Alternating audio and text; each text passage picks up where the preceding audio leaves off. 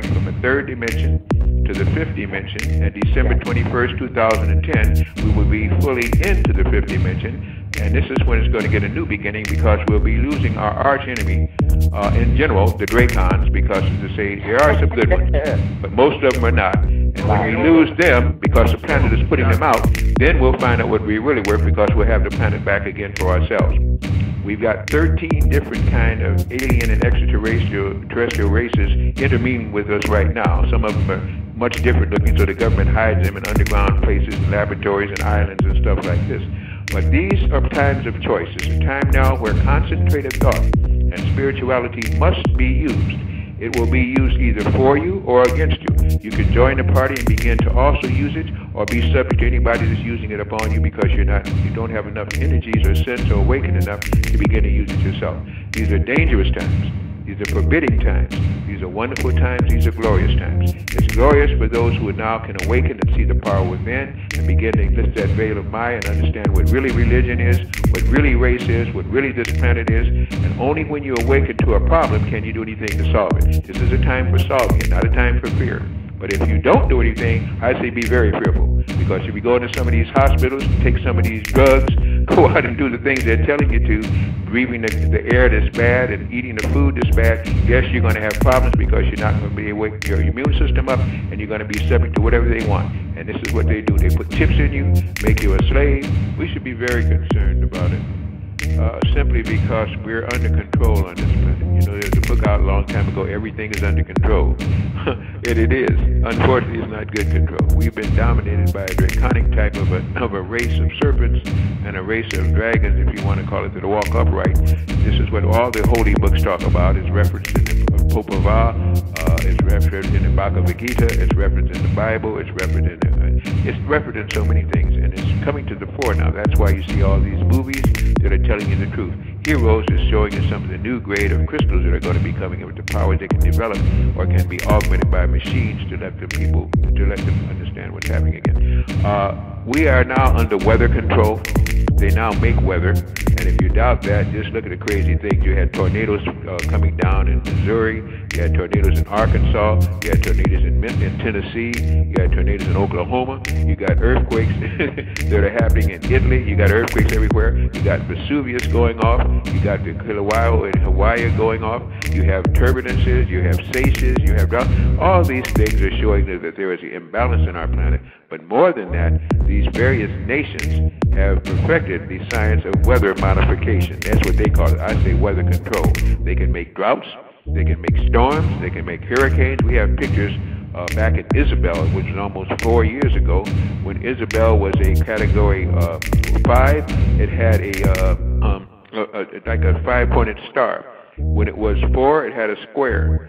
When it was 3, it had a triangle. I never got to 2 and the 1. It even had signatures. When you see a storm and you see lightning with no thunder, that's scalar technology, such as you have at Brookhaven, Pine Gap. That's what they started using over in CERN when they started these particle accelerators. We are in a mess. And as you get in a mess, when you think you're better than the Creator, when you think you can dominate a planet that's been given the right to ascension, then you're going to see it's not even a matter. It's like a tenant in a building, won't pay the rent, messing up the electricity, the plumbing, cursing all the time, keeping everybody up. It's not a matter of if they're going to get evicted. It's a matter of when. And that when is pretty good. There are 7 dimensions just in this particular galaxy. I might even say this constellation, because in the galaxy you might have a lot of things. And the 7th dimension, we're on the 3rd. The 3rd dimension is just simply a physical reality. And like I say, those are conundrums, those are oxymorons. Physical is not reality. We're on a planet that you can have things that change into other things. It's called that morphing. You have a planet where you get seeds and things sprout from it, but in the seed itself is a pattern of what's going to be. It's like in the acorn is an oak. In our DNA is what we could be. But we have broken DNA, which lets us know that they had to break this DNA in order for us to stay on this planet. When we reunite that DNA and we start going up into the higher Sephora, the tree of life, now this planet could even begin to hold us. This is why we then could create the Merkaba, the Ka and the Ba of Allah, the vehicle of travel of light. We light in our mind. We're instantaneously, wherever we think we are, that's what a God does. Now, you're getting past third dimension to fourth dimension. These devices that you see that we call UFOs, and some call it aurora fleets, and some have all kind of other names for it, are simply fourth dimensional devices using the basic magnetic field. We can actually use org energy, which is past any magnetism. We can begin to use ships of light and go and recreate anything we want. They can't do that. But when you have a soul, you can travel anywhere you want to. Now they realize that we're getting into the fourth dimension. That's what these new suns are bringing about. But once we get into fourth dimension, there's a dimension behind it. And I use the Matrix movie as a guide. The people were in what they call a third dimension. They got into these chairs in this matrix, plugged in, and then they began to live in their dreams and thoughts. That was fourth dimension. At the end of the fourth dimension, when Neo became one, Neo left the fourth dimension and went on to the fifth dimension. Our planet itself has been granted the right to go from the third dimension to the fifth dimension. That's unheard of. That's like going from pre-kindergarten to postgraduate school. All in the next 4 years. We're already on that journey. That's what the 2010 so-called Mayan calendar, and it's not a Mayan calendar, is supposed to be about. We're in the process of happening it already. That's why you have shows like this.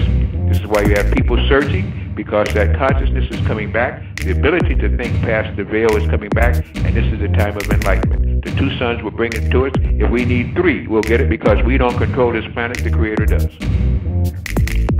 The loss was only to recognize what we have so we can better appreciate it now that we get it again. Sometimes a child must wander away from home to find out how hard it was outside. Sometimes a child gets outside and did better than they did inside. But until you venture, until you fly out of the nest, you don't know what's out there and you don't know who you are. Once we do this, now we will better understand when we get on a higher vibrating planet, when we have the consciousness of soul, then we will understand and respect it better. Sometimes you have to lose what you had to know what you have and not lose it again. The gift is we are going to get it back. Number two, the veil of Maya is being lifted. There's a race of people here that they're attributing a long count about what's going to be happening in 2012. Now, I simply say this. The Mayans, and I call them Mayans, but they have been saying Mayans. I always thought it was Mayans again, Mayi and Mayan. But what is happening there is that they were taught by a people called the Olmecs, and nobody wants to deal with the Olmecs. And I'll make another statement if we're going to really get out the box. The Olmecs are really Washita Moors. And that's not even their real name. If you read back on Olmecs, that was a name that was classified because they grew near corn, and that corn growers or people near farming. They were anything but that, but they did understand hybriding. They did understand DNA, very much so, in RNA. And if you look at all these basalt heads again in South America, Venezuela, Chichen Itza, you'll find them here in North America in the Grand Canyon. These big, huge, negroid-looking heads all over the place. You find them in Angkor and Thorvat. You find them in Japan. You find them in Cambodia and Laos. These were people all over this planet that looked extremely Africoid and negroid. They were obviously respected because who in the heck carved all those millions almost of heads? I can't even say thousands. And what were they doing here? They're the ones that used a Venusian calendar. They used a Martian Sirius calendar. And they're the ones that talked about what was going to happen at this particular time, which has been adopted.